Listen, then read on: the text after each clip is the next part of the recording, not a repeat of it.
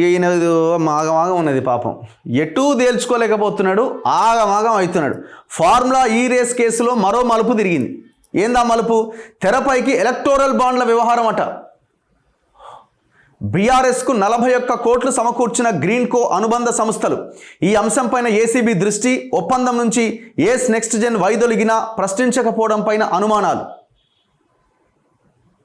ఇది 100% quid pro quo case. ఇది 100% ఇది క్విడ్ ప్రోకో కేసు. నేను నీకు హెల్ప్ చేస్తున్నా, నువ్వు నాకేమి ఇస్తావు, నేనేమిస్తా, నీ పార్టీకి ఎలక్టోరల్ బాండ్స్ ఇస్తా. నేను అడుగుతున్నా, నాట్ ఓన్లీ ఇది ఒకటేనా? మెగా కృష్ణారెడ్డి 500 కోట్లు ఇచ్చిండు బీజేపీకి, 100 కోట్లు బీఆర్ఎస్కి ఇచ్చిండు, కాంగ్రెస్కి ఇచ్చిండు, అన్ని పార్టీలకు ఇచ్చిండు. అంత క్విడ్ ప్రోకోనే. ఏముంది ఇందులో? ఎలక్టోరల్ బాండ్స్ మొత్తం క్విడ్ ప్రోకోనే కదా. వీళ్ళేదో పెద్దగా శోధించినట్టు గ్రీన్కో ఇచ్చింది, మెగా ఇచ్చిండు, ఇంకా ఇచ్చిన 100 కంపెనీలు ఉన్నాయి. అంతా క్విడ్ ప్రోకో కింద ఇచ్చినాయి. ప్రభుత్వాల ద్వారా లబ్ధి పొందడం, ఆ ప్రభుత్వాలకి పార్టీ ఫండ్ కింద ఎలక్షన్స్లో డబ్బులు ఖర్చు పెట్టడం, ఇది కూడా అందులో భాగమే. ఈ ఫార్ములా ఈ రేస్ కేసుకు సంబంధించిన ఇది కూడా అందులో భాగమే. ఫార్ములా ఈ రేస్ వ్యవహారంలో తాజాగా గ్రీన్కో అనుబంధ సంస్థల ఎలక్టోరల్ బాండ్ల వ్యవహారం తెరపైకి వచ్చింది. ఫార్ములా ఈ ఒప్పందానికి ముందు ఎలక్టోరల్ బాండ్ల రూపంలో బీఆర్ఎస్కి 40 కోట్లు ఇవ్వడం పైన అవినీతి నిరోధక శాఖ దృష్టి సారించింది.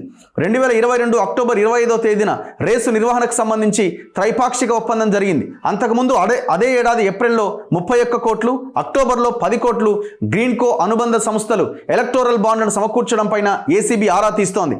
త్రైపాక్షిక ఒప్పందంలో భాగంగా మొదటి రేసు నిర్వహించిన సంస్థ రెండో రేసు నుంచి అర్ధాంతరంగా వైదొలగడంతో యూకేకి చెందిన ఫార్ములా ఈ ఆపరేషన్స్ కు హెచ్ఎండిఏ భారీగా నిధులు మంజూరు చేసింది.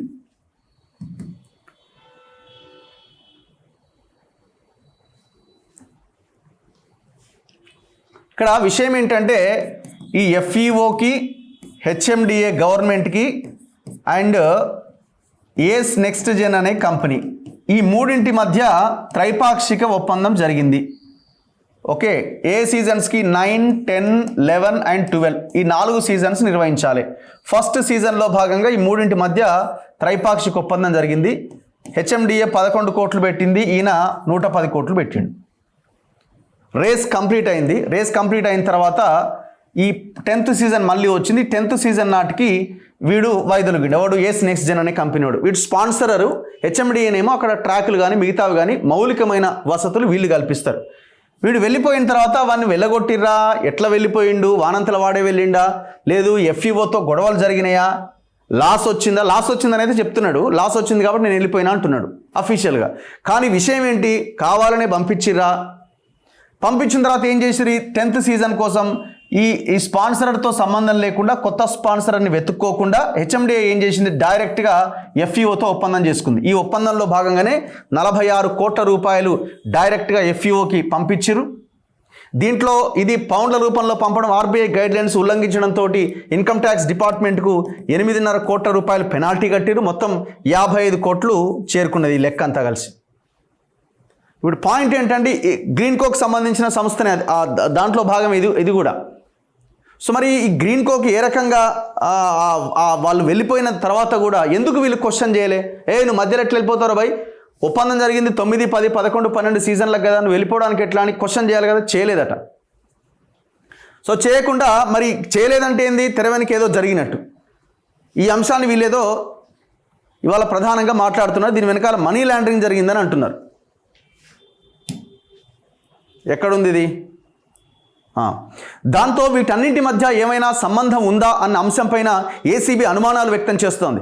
హైదరాబాద్ ఫార్ములా ఈ 9, 10, 11, 12 రేసులు నిర్వహించేందుకు యూకేకు చెందిన ఎఫ్ఈఓ, హెచ్ఎండిఏతో పాటు వీటికి స్పాన్సర్గా వ్యవహరించేందుకు అంగీకరించిన గ్రీన్కో అనుబంధ సంస్థ అయిన ఏస్ నెక్స్ట్ జెన్ ప్రైవేట్ లిమిటెడ్ 2022 అక్టోబర్లో త్రైపాక్షిక ఒప్పందం చేసుకున్నాయి. అయితే అదే ఏడాది ఏప్రిల్, అక్టోబర్ నెలల్లో గ్రీన్కో అనుబంధ సంస్థలు పెద్ద మొత్తంలో ఎలక్టోరల్ బాండ్లు అప్పుడు అధికారంలో ఉన్న బీఆర్ఎస్కు సమకూర్చాయి. ఇందులో Aasman energy limited, Achintya solar power private limited, Greenko, Bud Hill hydro power private limited, Sanola wind project private limited వంటి సంస్థలు ఉన్నాయి. 2022 ఏప్రిల్ 8వ తేదీన 20 సంస్థలు కలిపి 31 కోట్లు, అదే ఏడాది అక్టోబర్ 10వ తేదీన 6 సంస్థలు కలిపి 10 కోట్ల బాండ్లు ఇచ్చినాయి. 2023 ఫిబ్రవరిలో మొదటి రేసు నిర్వహించారు. 2024 ఫిబ్రవరిలో మరో రేసు నిర్వహించాల్సి ఉంది. ఈలోపు ఎఫ్ఈఓకు ఏస్ నెక్స్ట్ జెన్కు మధ్య విభేదాలు వచ్చినాయి. 2024 ఫిబ్రవరిలో జరగాల్సిన రేసు స్పాన్సర్షిప్ నుంచి ఏస్ నెక్స్ట్ జెన్ వైదొలిగింది. దాంతో రేసు నిర్వహణ పైన ఎఫ్ఈఓతో హెచ్ఎండిఏ చర్చలు జరిపింది. రేసు నిర్వహణకు హెచ్ఎండిఏ 46 కోట్లు మంజూరు చేసింది. మొత్తం వివాదానికి ఇదే కారణం. నిబంధనలకు విరుద్ధంగా నిధులు చెల్లించారన్నది ప్రధాన అభియోగం. ఈ అంశంపై ఏసీబీ ఇప్పటికే కేసు నమోదు పెట్టింది. ఇందులో 100% క్విడ్ ప్రోకో జరిగింది. ఇప్పుడు నేనేమంటున్నా, గ్రీన్కో అన్నది కేటీఆర్కి అనుబంధ సంస్థనే ఒక రకంగా చెప్పాలంటే. ఈ ఫినిక్స్ ఆయన బినామీ కంపెనీ, వాసవి బినామీ కంపెనీ, అట్లాంటిదే గ్రీన్కో కూడా. ఆయన పేరేంది, గ్రీన్కో అనిలా ఏదో పేరు చెప్తుంటారు. 40-50 కోట్ల రూపాయలు ఒక కంపెనీ ఎలక్టోరల్ బాండ్ కింద, పార్టీ ఫండ్ కింద ఇచ్చేస్తుందా అండి? మీరు ఆలోచించండి ఒక్కసారి.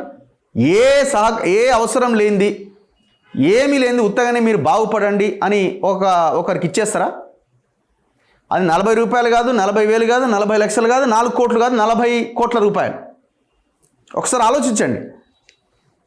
బాండ్లు ఇచ్చింది 2022లో, రేసు జరిగింది 2023లో.